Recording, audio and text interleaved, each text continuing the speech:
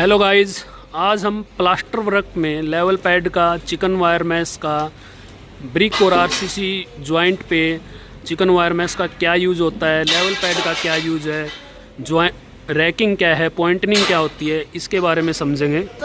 ये जैसे level pad लगाया हुआ है और चिकन वायर मैश भी यहाँ पे लगा रखी है। ये कैसे लगानी है ये आज हम समझेंगे गजेंद्र सोनी जी से। ये है चिकन वायर मैश। ये मेरी चिकन वायर मैश है। हम ब्रिक वर्क के अंदर जहाँ भी मेरा ब्रिक वर्क होता है, जहाँ भी हम आरसीसी का पार्टीशन वॉल बनाते हैं ब्रिक वर्क के अंदर, 4 इंची का हो या 9 इंच का हो, तो उसके अंदर हमें चिकन वायर मैश क्यों डालते हैं, इसका बेनिफिट क्या है, तो मैं आज आपको बताऊंगा। और बीम और कॉलम जंक्शन जहाँ भी मेरा ब्रिक वर्क का पार्टीशन होता है, ज्वाइंट करता हूँ, वहाँ हम चिकन वायर मैश डालना बहुत ज़्यादा अनिवार्य होता है। और जैसे कि मैंने बताया गया था कि 75 mm ब्रिक ऊपर है और 75 mm मेरा आरसीसी मेंबर के ऊपर। अभी मैं आपको मेजर करके दिखाऊंगा इस ज्वाइंट से। ये मेरी ये मेरा अप्रोक्सीमेट 75 mm, 80 तक पहुंच गया है, वो कोई वो नहीं है, लेकिन 75 से कम नहीं होना चाहिए। और यही आरसी से ये मेरा 75 mm। और जो नेल हमें लगानी है, एक नेल मेरा इस ब्रिक के जॉइंट पे मैंने लगाया और उसको आरसीसी मेंबर की तरफ उसी दिशा में मैंने मोड़ दिया, तो मेरा इस तरह चिकन वायर मैश रुक गया। और एक चिकन वायर मैंने आरसीसी नेल्स को ब्रिक वर्क पे लगा के और ब्रिक वर्क की तरफ ही मोड़ दिया, तो इस तरह की मेरी सेफ आ जाएगी।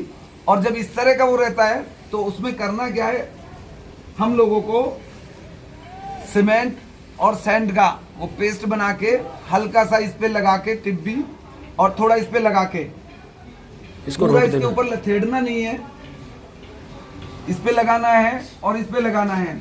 अगर हम इसके ऊपर पूरा का पूरा इसको लपेट देंगे तो होता क्या है कि सीमेंट के अंदर एक प्रॉपर्टी होती है, हीट ऑफ हाइड्रेशन जनरेट होता है, जिसके कारण हमारे क्रैक डेवलप होने स्टार्ट हो जाएंगे और मेरे प्लास्टर में क्रैक मारने लगेंगे। जैसे भी मैं आउटर प्लास्टर फिनिश करूंगा इसको, तो मेरे प्लास्टर में क्रैक दिखाई देंगे।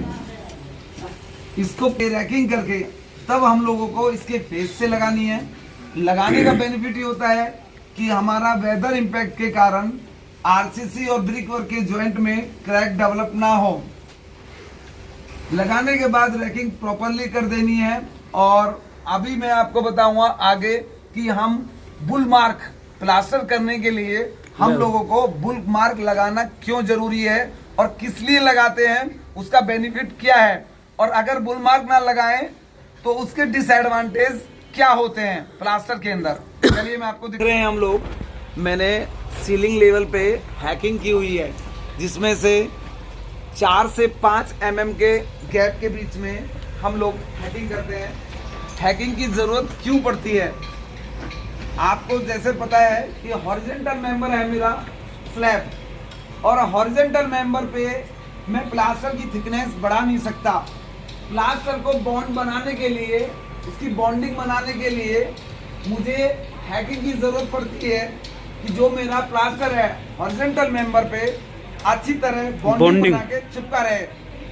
मोस्टली जो सीलिंग में प्लास्टर 5 से 6 mm 7 mm तक का होता है, इतनी कम थिकनेस का प्लास्टर अगर हैकिंग ना करें तो हॉरिजॉन्टल मेंबर पे रुकेगा नहीं और वो ब्रिक के नीचे गिरेगा। ठीक। Chicken wire mesh RCC member और ब्रिक वर्क मेंबर पर क्यों लगाते हैं, और अब मैंने आपको बताया बुल मार्क लेवल पैड जिसे बोलते हैं, वो लगाना क्यों जरूरी है, किस लिए लगाते हैं, उसके डिसएडवांटेज क्या है और एडवांटेज क्या है ब्रिक में। तो बुल मार्क लगाना क्यों जरूरी है, पूरे एक प्लास्टर को एक लेवल में करने के लिए फंटी, साउल, सूते में आपने ब्रिक वर्क तो कर दिया, देखने में प्लास्टर एक ही लाइन में मुझे वो हो, कहाँ मेरा प्लास्टर कम लग रहा है, कहाँ ज़्यादा लग रहा है, तो ये बुल मार्क हम लगाते हैं। उससे क्या है कि मेरा लेवल पता पड़ जाता है कि कितना mm का मेरा प्लास्टर आ रहा है ब्रिक वर्क में, कहाँ मेरा कम आ रहा है, कहाँ ज़्यादा आ रहा है। पूरा एक ब्रिक वर्क का एक प्लास्टर एक लेवल में मेंटेन करने के लिए हम लोगों को बुल मार्क लगाना पड़ता है, वो भी मैं आपको साथ ही साथ बताऊंगा। अभी बुल मार्क को चेक कैसे करना है हमें, सूते से लाइन डोरी पकड़ी और उस बुल मार्क से लगा लिया। चेक करने का तरीका अभी आप देखिए, ये देखिए यहाँ पे मेरे को 10 से 15 mm के बीच में यहाँ मिल रहा है। और यहाँ जैसा कि आप देख रहे हैं थोड़ा जूम करके कि मेरे को यहाँ पे मेरा जो सूता है वो यहाँ टच हो गया है। तो अभी बुल मार्क यहाँ पे मैच कर रहा है, यहाँ मेरा मैच कर रहा है प्लास्टर में, लेकिन यहाँ मैच नहीं कर रहा है। तो यहाँ प्लास्टर में कर नहीं सकता। तो उसके लिए मुझे बुल मार्क के साइज को एक लेवल में करने के लिए बुल मार्क की थिकनेस थोड़ी बढ़ानी पड़ेगी। अगर मैं यहाँ से बुल मार्क की थिकनेस बढ़ा देता हूँ और सूता पकड़ता हूँ, कम से कम प्लास्टर को 12 mm तो हमें लेना ही है हॉरिजॉन्टल पे, इंटरनल प्लास्टर को। और अभी मैं आपको चेक कराऊंगा बुल मार्क को।